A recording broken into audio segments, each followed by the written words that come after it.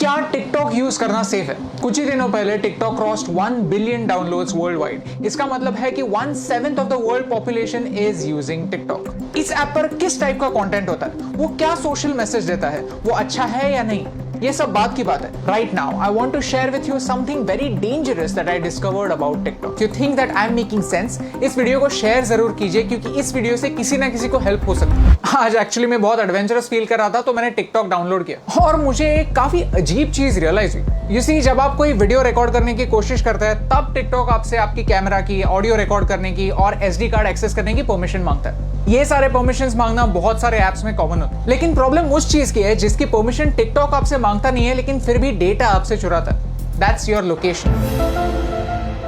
आप ये खुद चेक कर सकते हैं। सेटिंग्स में जाइए और ऐप परमिशंस में जाकर टिकटॉक को सर्च कीजिए। लोकेशन का कहीं पे मेंशन भी नहीं होगा। लैंग्वेज सिलेक्ट करते वक्त मैंने सिर्फ इंग्लिश सिलेक्ट किया था, फिर भी मेरे फीड में हिंदी वीडियोस है, मराठी वीडियोस भी है। टिकटॉक को कैसे पता चल रहा है कि आप कहां पे? जस्ट एज अ प्रिकॉशन मैंने लोकेशन भी ऑफ कर दिया था। लोकेशन ऑफ करने के बाद गूगल मैप्स भी ठीक से नहीं चल पाता, आरोग्य सेतु ऐप भी नहीं चलता। These important apps also can't work without you giving them the permission. मैं मुंबई में हूं, मुझे मराठी आता है, मुझे हिंदी आता है, ये टिकटॉक को कैसे पता चल रहा है? If you want to cheat your location there is a very simple trick called a VPN, virtual private network. Okay, so मैं अभी एक VPN यूज कर रहा हूं और मेरा लोकेशन मैंने USA में सेट किया। On YouTube all the ads that I am getting over here are from the US। So मैंने YouTube को ट्रिक कर दिया। एज यू कैन सी मेरा हॉटस्टार नहीं चल रहा है और मजे की बात यह है कि अगर मैं टिकटॉक पे जाता हूं तो I can see all the same videos. So how is TikTok doing it? I found the answer. TikTok is using the data from your SIM card. जो सारा इंफॉर्मेशन जा रहा है वो मेरे सिम कार्ड से जा रहा है। क्या आपको समझ रहा है कि ये कितना डेंजरस है, कितना सिनिस्टर है? सीधे सिम कार्ड से आपकी रीजनल इंफॉर्मेशन लेना, डोंट यू थिंक एक वीडियो शेयरिंग ऐप के लिए ओवरकिल है, अननेसेसरी है?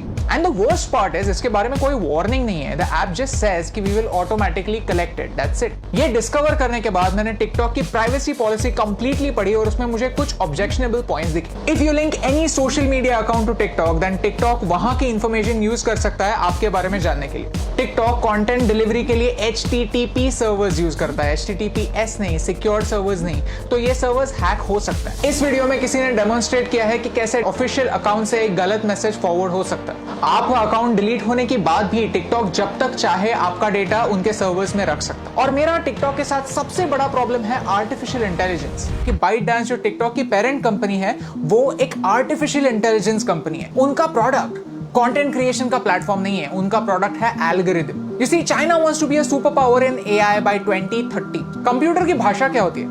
Zeros and ones, binary. और वही टिकटॉक आपको करने के लिए बोलता है। Whenever you are watching a video on TikTok, you are taking a survey. You are feeding information to the computer, telling them what you like, what you don't like, what you agree with, and what you don't agree with. And all of this information is going to China. आपको क्या लगता है? क्या ये सही हो रहा है? Tell me in the comments below. In social media, artificial intelligence changes the game completely.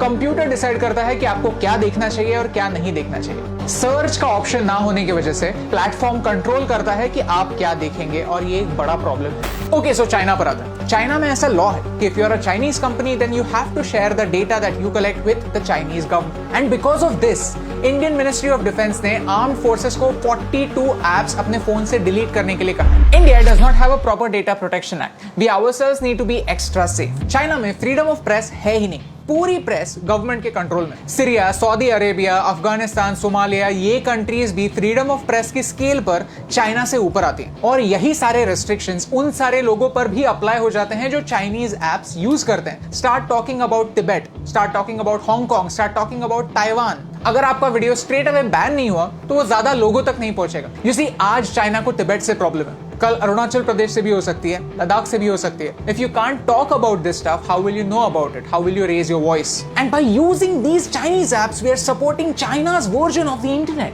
Privacy on the internet is a myth. हम जब भी कोई सर्विस फ्री में यूज करते हैं तो हम उनके प्रोडक्ट होते हैं, हमारा डेटा हमारी करेंसी होता है। शुड यू डिलीट टिकटॉक और any other app for that matter? ये बताने वाला मैं कोई नहीं होता। But you can definitely take some precautions. If you have Chinese apps on your phones, then don't use UPI or any net banking apps on the same phone. When creating an account, don't use Google to sign in. Create a new account, use a different password. Cyber theft is real. Keep changing your passwords and keep your emails safe. If you go to haveibeenpawned.com, you can find out whether your personal information has been breached. All I want to say is this is not TikTok versus YouTube. I am giving you TikTok's example because TikTok is popular and you can check it yourself. If you're a TikTok creator, then this concerns you more than me because आपका data ज्यादा share हो रहा है. It's important for you to know कि China के products को सस्ता मत समझिए, चाइना के एप्स को फ्री मत समझिए because everything comes at a cost. My question is, can you pay the price?